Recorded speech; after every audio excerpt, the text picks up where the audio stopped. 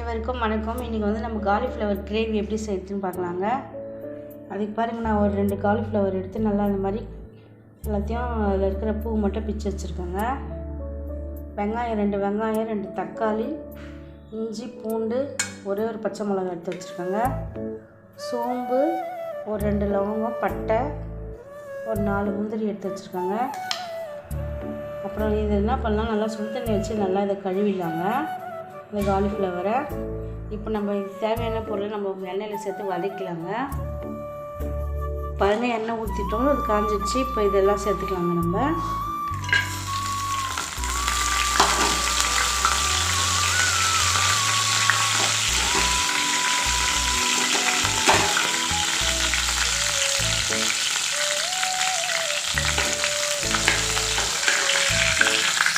இது ஓரளவுக்கு வதங்கிடுச்சு. இப்போ நம்ம வெங்காயம், இஞ்சி பூண்டு எல்லாத்தையும் சேர்த்து வதக்கலாங்க.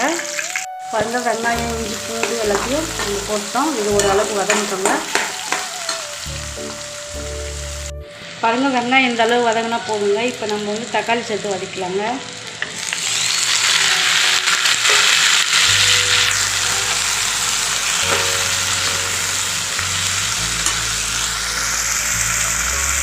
தக்காளி ஓரளவுக்கு நல்லா வதங்கிடுச்சுங்க. இப்போ நம்ம இதை கடலை சேர்த்துக்கலாங்க. கொஞ்சமாக பொட்டுக்கடலை ஃபஸ்ட்டு சேர்த்துருக்கணும், நான் மறந்துட்டேங்க.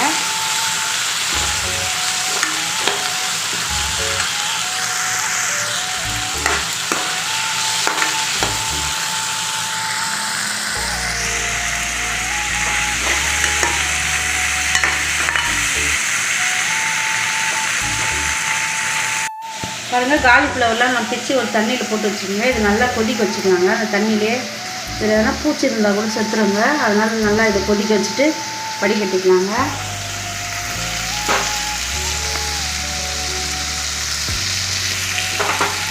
இந்த தண்ணியாக நல்லா கொதிக்கிற வரைக்கும் இதில் இருக்கட்டும். இது நல்லா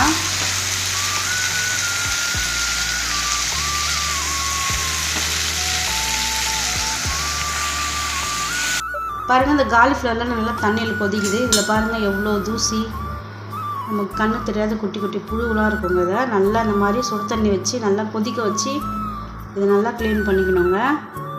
இப்போ நம்ம இதை வடிகட்டிக்கலாங்க. வடிகட்டி நல்லா இன்னொரு தடவை கழுவிட்டு அதுக்கப்புறம் நம்ம கிரேவி செய்யலாங்க.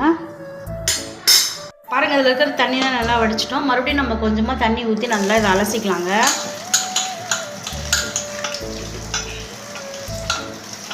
பாருங்கள், நல்லா க்ளீன் ஆகிடுச்சு.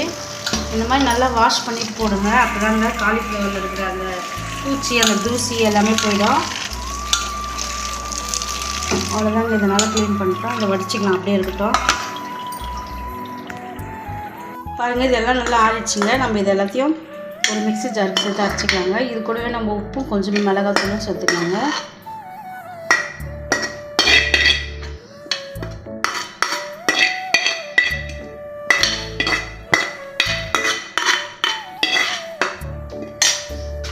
அந்த கிரேவிக்கு தேவையான உப்பு சேர்த்துக்கலாங்க. இதுலேயே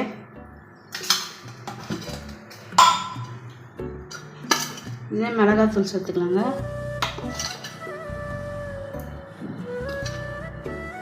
இது நம்ம அரைச்சி எடுத்துக்கோங்க. எல்லாம் பாருங்கள், இது எல்லாத்தையும் நம்ம மைய அரைச்சி எடுத்துகிட்டு வந்துட்டோம். இது அப்படியே இருக்கட்டுங்க. இப்போ வந்து நம்ம ஒரு வாணலியில் எண்ணெய் ஊற்றி வச்சுக்கலாங்க. எண்ணெய் நல்லா காஞ்சிடுச்சு. இப்போ இந்த காலிஃப்ளவர்லாம் சேர்த்து நல்லா இதை எண்ணெயிலே நல்லா வதக்கிடலாங்க.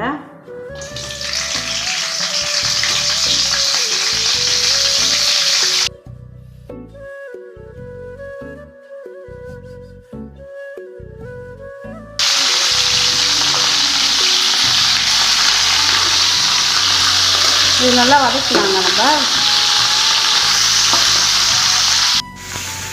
பாருங்கள், இது நல்லா ஓரளவுக்கு வதங்கிடுச்சு. இப்போ நம்ம இந்த மசாலாவை ஊற்றிக்கலாங்க.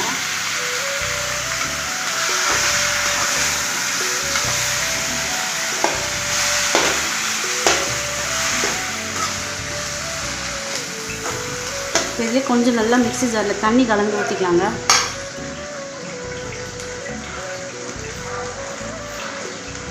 பாருங்கள், அந்த மசாலாலாம் நல்லா ஓரளவுக்கு வதங்கிடுச்சு. இப்போ மிக்ஸி ஜார் கழுவி தண்ணி ஊற்றிக்கலாங்க. அவ்வளோதாங்க. இது நல்லா மூடி வச்சிடலாங்க. ஒரு 10 நிமிஷம் அப்படியே கொதித்து நல்லா சுண்டி வரட்டுங்க.